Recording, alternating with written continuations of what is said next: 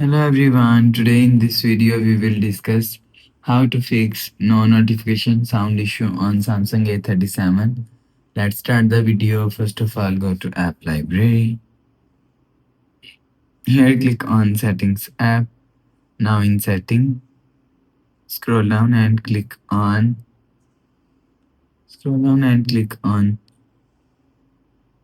sound and vibration and click on sound.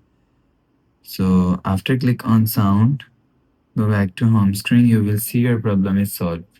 But if it not solved, click on settings app. Now in setting, scroll down and click on do notifications. After click on notification, click on do not disturb.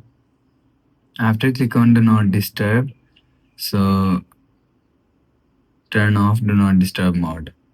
After turn off do not disturb mode, go back to home screen. You will see your problem is solved. But if it doesn't fix this problem, click on settings app, scroll down to and click on general management. Click on reset and click on reset accessibility settings. Click on reset settings, enter phone pin, click on continue, and you will see your problem is solved.